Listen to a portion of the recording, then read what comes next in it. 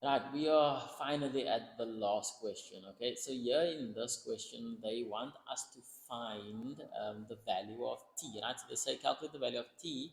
T is over here, for which h will not be a tangent to f. F is your parabola. So here's the parabola, and this equal h. All you know about h currently is that there's a positive 2 as a gradient. So positive 2 as a gradient, it's probably like a line here.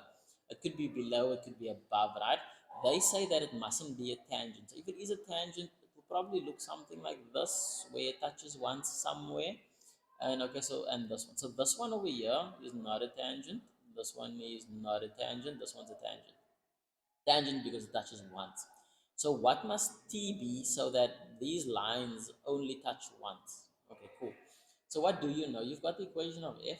F is equal to x squared minus 2x minus 3. We added up there earlier. And then h. H is the new equation they give us, and they tell us 2x minus a certain t value. Great. So let's think about this tangent here. What happens at the tangent? We know that our two graphs touch once by definition of a tangent, right? So we know that f of x equals to h of x, our tangent. Okay, what do we want to do here? We want to find out what t must be for it to be a tangent, and then we want to exclude that value. Okay, so when f equals h, this is going to be where the graphs intersect. Okay, this is where the graphs intersect. Here, the top one graphs intersects twice. Here, the graph doesn't intersect at all. Here, the graph intersects once. Okay, cool. So I'm going to say that this one is equal to this one. Let's take this over.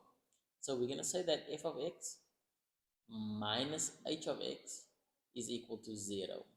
Okay, and then let's consider this in here, x squared minus 2x minus 3, and we're going to say minus h is 2x minus the t equals 0. Let's clean this up. I'm going to explain why this is going to help us in a second, but let's just get it up here for a second. Plus 2x, no, not plus, minus 2x plus t equals 0. So this is x squared minus 4x minus 3 plus t equals 0. Now what is this?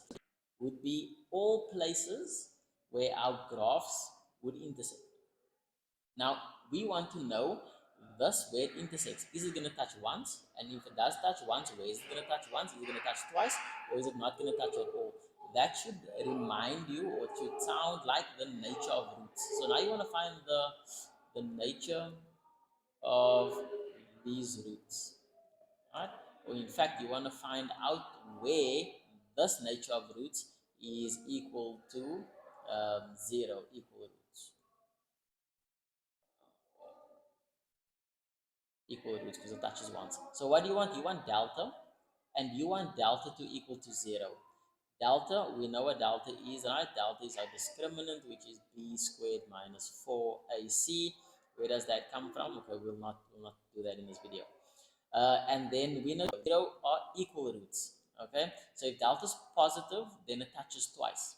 If delta is 0, it touches once. If delta is negative, it touches not at all. Okay, so let's go find delta. So delta is b squared minus 4ac is equal to 0. Our b value, this is my b value, that minus 4. And that minus 4 is going to get squared. Then we've got this minus 4 from the formula. Then we have our a value, which is still this 1 in front over here, and our c value.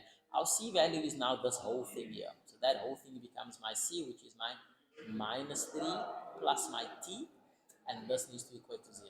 Okay, so this over here is going to give us positive. This is going to be minus 4 minus 3 plus t equals to 0. Let's get rid of this. Let's take this to that side. So subtracting that on both sides. So this is minus 4 minus 3 plus 2 minus 4. Add this on both sides. So t has to equal to 4 plus the 3, which is our 7. So what does this mean? This means if this equation over here, if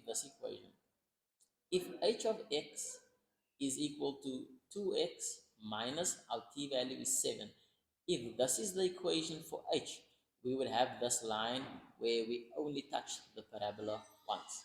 Great.